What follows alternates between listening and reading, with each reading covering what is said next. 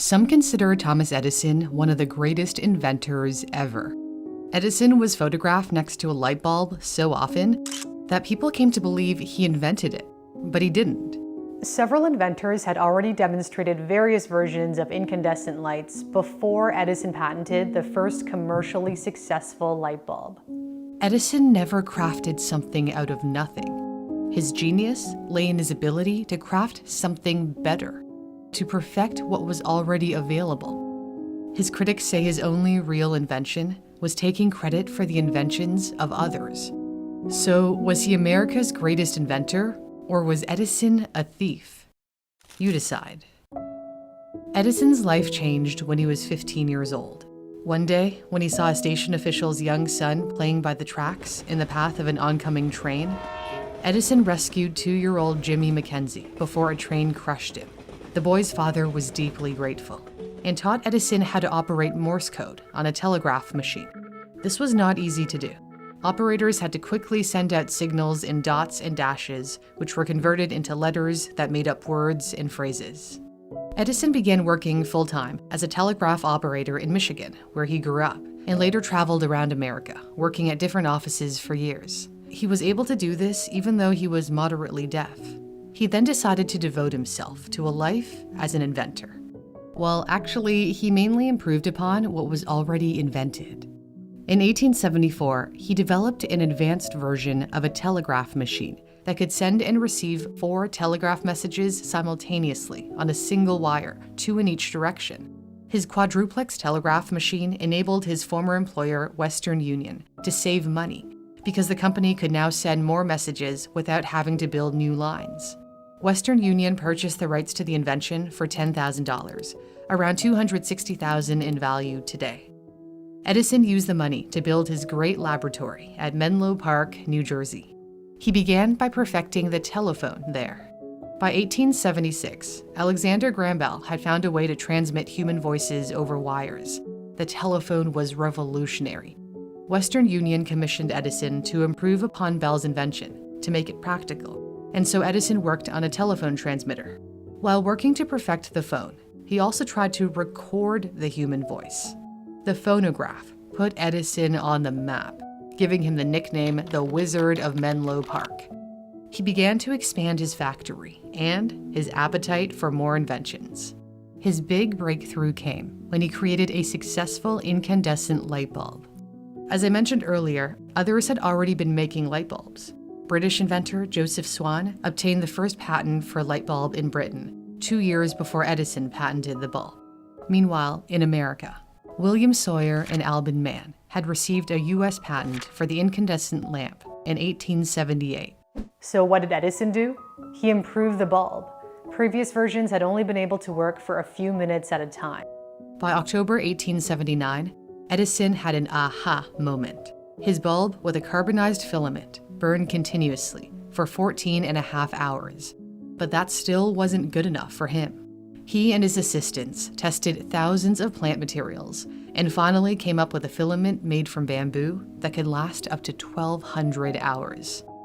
In 1880, Edison received a historic patent for an improvement to electric lamps. It's been debated whether Edison's patent infringed on Sawyer and Mann's previous patent. Eventually, Edison's American Lighting Company merged with the Thomson-Houston Electric Company, which made incandescent bulbs under the Sawyer-Mann patent. Together, they formed General Electric. On New Year's Eve, 1879, Edison lit up New York's Christie Street, marking the dawn of the electric age. This was at a time when the world still relied on candlesticks. He then began to mass produce and sell them, but he didn't stop with just improving the light bulb. Edison then began working on building a system to carry electricity so people could use his light bulbs. In 1882, he set up a large generator plant on Pearl Street in Lower Manhattan and lit the street with electricity. He became rich and famous, and ruthless, like when he tried to discredit a rival form of electricity. Edison's generating system used direct current, which has its flaws. DC travels through a power line in one direction at a constant voltage, but can only go up to a mile or so before losing power. So a generating plant was required every few blocks. He hired a young engineer to improve upon his DC generators, but Nikola Tesla came up with a better solution: alternating current. AC periodically changes direction and can also vary its voltage. It can travel hundreds of miles without losing power. Yet, when Tesla tried to convince Edison of the advantages of AC, his boss wasn't having any of it. Edison didn't want to lose the royalties he earned from his DC patents. Tesla's AC system caught the attention of American industrialist George Westinghouse, who bought up Tesla's patents. AC generators were spreading fast across the country, faster than Edison's DC system. So in order to discredit his rival's AC system, Edison devised an ugly strategy. He gave boys who lived around his New Jersey lab 25 cents for every stray dog they brought him, and organized public electrocutions of these dogs. Edison took every opportunity to question the safety of Tesla's AC system, declaring, "Just as certain as death, Westinghouse will kill a customer within 6 months after he puts in a system of any size." Edison secretly funded the first electric chair, which used AC, despite publicly denouncing capital punishment. The state of New York had commissioned his former assistant, Harold Brown, to build the chair. Brown pushed to have it powered by AC using a Westinghouse generator that he surreptitiously secured through another company. But his schemes didn't work. AC would go on to power the world, much to Edison's dismay. Yet Edison was more famous than Tesla, and certainly a lot wealthier. I've done a series of videos on what led to Tesla's tragic demise, which I'll link to in my description. Edison patented a whopping 1,093 inventions in his lifetime. He managed thousands of skilled scientists, machinists, and designers who researched, developed, and manufactured new technologies. So, where did Edison's real genius lie? As Graham Moore writes in his novel, The Last Days of Night, about the feud between Edison and Westinghouse and Tesla, his genius was not in inventing. Rather, it was in inventing a system of invention. Dozens of researchers and engineers and developmental tinkerers labored beneath Edison in a carefully constructed hierarchical organization that he founded and oversaw. In other words, Thomas Edison may not have been a genius inventor or a thief, but a savvy businessman who had a knack for managing people.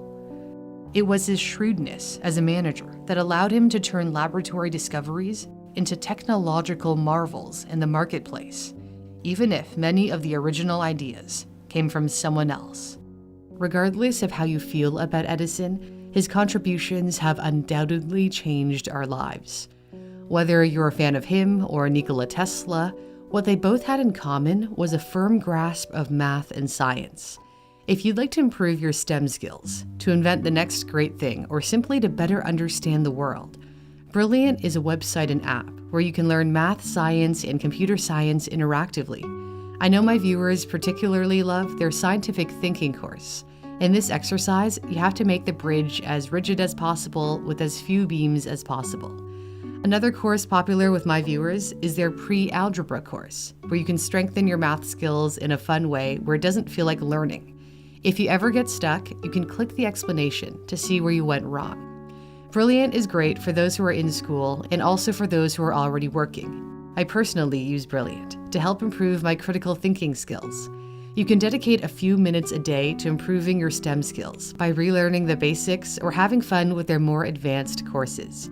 And it's free for you to sign up with a custom link in my description, brilliant.org/newsthink.